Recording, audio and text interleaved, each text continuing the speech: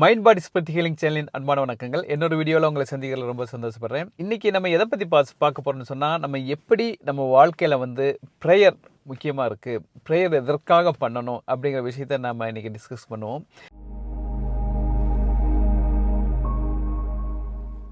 எல்லா நம்பிக்கைகள்லையுமே ப்ரேயர், ஜபம், கடவுள்கிட்ட வேண்டுதல் அப்படிங்கிற விஷயம் வந்து எல்லாமே நம்ம பார்க்குறோம். ஏதாவது பிரச்சனைகள் வரும்போது, ஒரு திக்கு திணறி இருக்கும்போது, நமக்கு அடுத்து என்ன வழி அப்படின்னு தெரியாத போது, இல்லை வாழ்க்கையிலே நமக்கு வந்து துன்பங்கள் நீங்கிறதுக்கு நம்ம வந்து ப்ரேயர் பண்ணுவோம் அப்படின்னு எல்லாமே சொல்லுவோம்.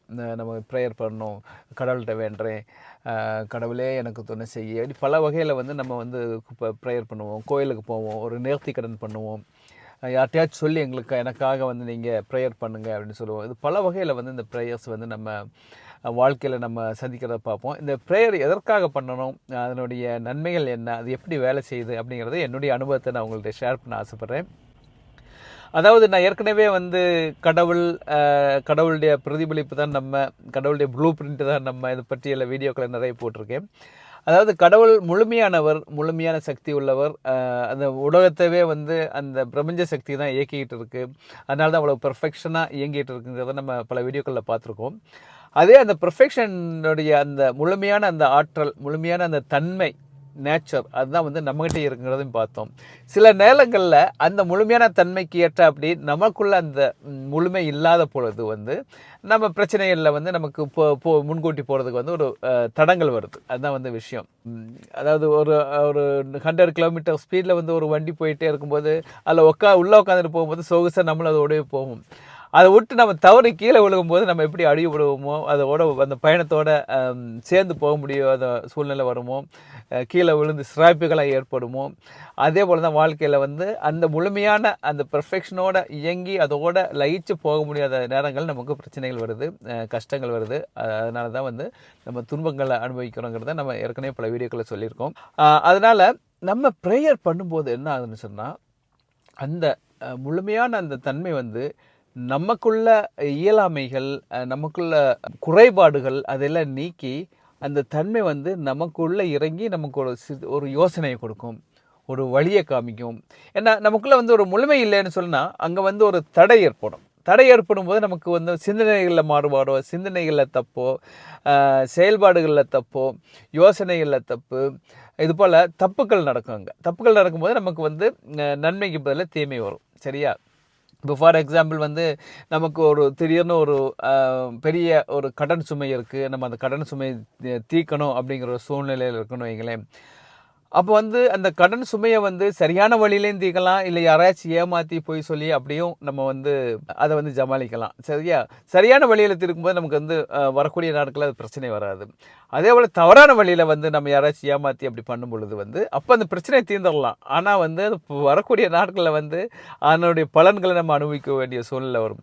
அதனால் அந்த இறை ஆற்றல்கிட்ட நம்ம வேண்டும்போது அந்த சூழ்நிலைகள்லையும் நமக்கு வந்து எதை செஞ்சால் எப்படி சரியாக கிடைக்கும் அப்படிங்கிறத நம்மளுடைய ஞானத்துக்கு அப்போ ஓப்பன் பண்ணி விடுவார். எப்படி ஒரு பைப்பில் வந்து கல் அடைச்சிட்டு இருந்துச்சுன்னு சொன்னால் தண்ணி போகாமல் எப்படி அது தடைப்பட்டு இருக்குமோ, அதே போல் தான் பல நேரங்கள் வாழ்க்கையில் வந்து முன்னேற்றங்கள் இருக்காது, கஷ்டங்கள் வந்துக்கிட்டு இருக்கும், படிப்படியாக அடுக்கடுக்கான கஷ்டங்கள் வந்துட்டு இருக்கும். அந்த சூழ்நிலையில் வந்து நமக்கு அந்த இறை ஆற்றல் வந்து அந்த தடங்களை வந்து டக்குன்னு இழுத்து விட்டார்னு சொன்னால், அது கிளியராக இருக்குன்னு சொன்னால் திருப்பி நமக்கு சரியான ஒரு எண்ணங்கள் வரும், சரியான யோசனைகள் வரும், சரியான ஐடியா வரும். அது யார் மூலியமானாலும் ஹெல்ப் கூட வரலாம். கடவுள் வந்து டைரெக்டாக வந்து உதவி செய்யாட்டாலும் யார் மூலியமாச்சும் ஹெல்ப் வரும், யோசனை வரும், ஐடியாக்கள் வரும், திடீர்னு வந்து நமக்கு ஒதுக்கும். அப்போ வந்து நமக்கு வந்து இந்த வழி சரியாக போகக்கூடிய ஒரு வாய்ப்புகள் கிடைக்கும். இது வந்து நான் என்னுடைய வாழ்க்கையில் பல நேரங்களில் சந்திச்சிருக்கேன். சின்ன சின்ன விஷயங்களுக்கு கூட இறைவன்கிட்ட வேண்டும் பொழுது வந்து அந்த பலன் வந்து கிடைக்கிறத நான் பல நேரங்களில் பார்த்துருக்கேன். ஏன்னா நம்மளுடைய ஞானம், நம்மளுடைய இன்டெலெக்சுவல், நம்மளோட படித்த விஷயங்களை வந்து ஒரு லெவலுக்கு தான் பல நேரங்களில் வேலை செய்யும். பல நேரங்களில் வந்து நம்மளுடைய முழுமையாக வி ஆர் நாட் பெர்ஃபெக்ட். அப்படி தானே முழுமையாக அறிஞ்சிக்கிட்டவங்களை யாருமே உலகத்தில் இல்லை.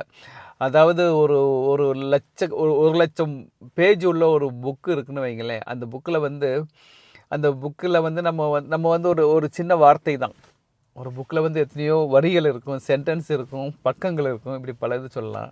அதில் நமக்கு தெரிஞ்சது வந்து ஒரு சின்ன வரி சின்ன எழுத்துன்னு தான் சொல்லலாம்னு வைங்களேன். அவ்வளோதான் நம்ம தெரிஞ்சிருக்கும். ஸோ பல நேரங்கள் நமக்கு வந்து தெரியாத விஷயங்கள் எத்தனையோ விஷயங்கள் இருக்குது. எல்லாத்துக்கான விடையுமே உலகத்தில் எங்கெங்கேயோ இருக்குது. எல்லாத்துடைய தேவையுமே நிறைவேற்றுறதுக்கான விடைகள், சொல்யூஷன்ஸு எல்லா பக்கமே இருக்குது. இப்போ நீ ஃபார் எக்ஸாம்பிள் பணப்பிரச்சனை எடுத்துங்கன்னு வைங்களேன், உலகம் ஃபுல்லாக பணம் கொட்டி கிடக்குது, எங்கெங்கேயோ இருக்குது. அதை வந்து நம்மக்கிட்ட கொண்டு வரக்கூடிய விஷயந்தான் அதில் வந்து நமக்கு வேண்டிய விஷயம். அதே போல் மகிழ்ச்சி எங்கேயும் நிறைந்து இருக்குது, பர்ஃபெக்ஷனாக எங்கெங்கே இருக்குது. அதை வந்து நம்ம எடுக்க வேண்டிய விஷயம் தான் நம்மகிட்ட இருக்குது. அது சரியான விதத்தில் எடுத்தால் அது நம்ம மகிழ்ச்சியாக இருக்கலாம். ஃபார் எக்ஸாம்பிள் சொல்ல போனோன்னு சொன்னால், ஒரு கல் இருக்குன்னு வைங்களே, ஒரு கல்லை உடச்சி கொண்டு வந்திருக்கோம். அந்த கல் வந்து அப்படி முழுமை இல்லாமல் அப்படி அங்கங்கே குழியும் குண்டுமாக இருக்குன்னு வைங்க, ஒரு பால். அது எப்படி அழகாக செதுக்கி ஒரு அழகிய சிற்பமாக்குறோமோ அதே போல் தான் நம்ம வந்து தேவையில்லாத விஷயங்களெல்லாம் நம்ம எடுத்துடும்போது அந்த ஒரு அழகான வாழ்க்கை, மகிழ்ச்சியான வாழ்க்கை நமக்கு கிடைக்கும். இந்த இறை ஆற்றல் நான் ப்ரேயர்னு சொல்லும்போது எனக்கு நடந்த ஒரு சின்ன அனுபவத்தை சொல்கிறேன். நான் பல வருடங்களுக்கு முன்னாடி நடந்த விஷயம் இது. ஒரு ஒரு மிக பிரபலமான ஒருத்தருடைய மகன் வந்து என்கிட்ட வந்தாங்க சென்னையில். அவர் வந்து அவருடைய மகன் வந்து அவருக்கு என்ன பிரச்சனைன்னு சொன்னால், எப்போவுமே அவர் சிரிச்சுக்கிட்டே இருப்பார். அவர் சிரிக்கிறது வந்து ஒரு கொஞ்சம் அகோரமாக இருக்குன்னே சொல்லலாம். அதாவது ஒரு கேலிக்குரிய, மற்றவங்களுக்கு கேலி பண்ணக்கூடிய அளவு அவருடைய சிரிப்பு. எப்போவுமே அவர் சிரிச்சுக்கிட்டே இருந்தாருன்னா எப்படி இருக்குன்னு பாருங்களேன். அவருக்கு ஏதாச்சும் நர்வ்ஸில் எது ப்ராப்ளம் இருக்கா, இல்லை பல கோணங்களில் வந்து அவருக்கு வந்து எல்லா மருத்துவ சிகிச்சையும் பண்ணி அதனால் எந்த பலனும் கிடைக்கல. ஏன்னா அந்த எப்படி அவருடைய பிரபலமான வந்து ஒரு பெரிய ஸ்டுடியோ வச்சுருக்காரு. நான் அந்த ஸ்டுடியோவில் வந்து அந்த பையன் தான் அதுக்கு ஓனர். ஸ்டுடியோன்னு சொன்னால் அந்த சினிமாவில் இருக்கிறாங்க இல்லையா, சினிமா ரெக்கார்டிங், இது போல் பெரிய ஒரு ஸ்டுடியோ, சினிமா சம்மந்தப்பட்ட ஸ்டுடியோ. அதில் வந்து அவர் ஓனர் பையன் அங்கே வந்து முக்கியமானது பண்ணோம் இல்லையா. அப்போ அவர் வந்து எல்லாத்தையும் பார்த்து சிரிச்சுட்டே இருந்தால் வந்து அந்த பிஸ்னஸ் எப்படி இருக்கும், அங்கே உள்ளவங்களாம் எப்படி சொல்லுவாங்க. ஸோ அவருக்கு வந்து அது பெரிய ஒரு குறைன்னு சொன்னால், அவர் பார்த்தாவே சிரிச்சுட்டே இருப்பார். எப்போ தூங்குற டைம் தவிர எல்லா டைமும் அவர் சிரிச்சுட்டே இருப்பார். அது வந்து அப்படிப்பட்ட ஒரு சூழ்நிலையில் அவர் கூப்பிட்டு வந்தார் பையனை.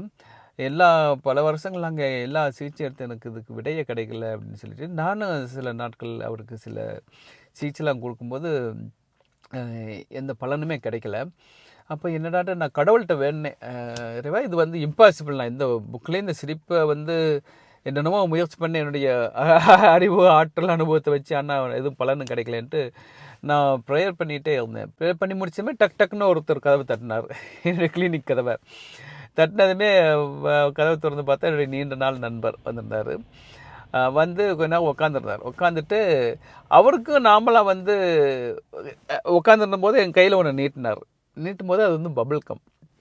அவருக்கும் பெருசாக பபுள் கம் இது போல் போடக்கூடிய ஒரு பழக்கம் இல்லை, எனக்கு அந்த பழக்கம் இல்லை. என்னடா அது பபுள் கம் டக்குன்னு எனக்கு உடனே ஒரு யோசனை வந்துச்சு. இந்த பபுள் கம்மை வச்சு நம்ம ஏன் வந்து அவருக்கு ஒரு சிகிச்சை கொடுக்க ட்ரை பண்ணக்கூடாதுன்னு சொல்லிட்டு, அடுத்த செஷனில் வந்து அவரை கூப்பிட்டு பபுள் கம்மை வந்து நீங்கள் சாப்பிடுங்க. இடையில அவர் நிறைய சிரிக்க விட்டுட்டு கூட நாங்களும் சேர்ந்து நல்ல வடை, டீ, காஃபி எல்லாம் குடிச்சிக்கிட்டு நல்லா சிரிச்சா டயர்டாக, ஏன்னா அவர் சிரிச்சிட்டே இருப்பார், நம்மளும் கூட சிரிச்சு அப்புறம் இடையில கொஞ்ச நேரம் அந்த பபுள் கம் கொடுத்து, இப்போ நீங்கள் சிரிக்காமல் இந்த பபுள் கம்மை வாயை மூடிக்கிட்டே நீங்கள் சாப்பிடுங்க. ஒரே ஒரு கண்டிஷன், நீங்கள் பபுள் கம் சாப்பிடுங்க, ஆனால் வாயை மட்டும் மூடிக்கிட்டு பபுள் கம் சாப்பிடணும் அப்படின்னு சொல்லி, அப்படி சில நாட்களில் அந்த பபுள் கம்மை வச்சு ஒரு தெரப்பி கொடுத்தேன். நான் கொடுத்து கொஞ்ச நாள் கழித்து பார்த்தேன்னு சொன்னால், அப்படியே ஸ்லோவாக அந்த பபுள் கம் அதை பேஸ் பண்ணி கொடுக்கக்கூடிய இதில் வந்து அவருக்கு அந்த சிரிப்பே வந்து அடக்கி அவர் கண்ட்ரோல் பண்ணக்கூடிய தன்மை வந்துருச்சு. இது வந்து ஒரு பெரிய ஒரு மிரக்கல் தான் நினைப்பேன். ப்ரேயர் பண்ணிகிட்டு இருக்கும்போது எதற்காக என்னோட நண்பர் வரணும், அப்புறம் வந்து எதற்காக இந்த பபுள் கம்மை கொடுக்கணும் அப்படிங்கிறத யோசிச்சு பார்க்கும்போது, கடவுள் சில நேரங்களில் பலர் மூலியமாக நமக்கு வந்து ஐடியாக்களை கொடுப்பாரு.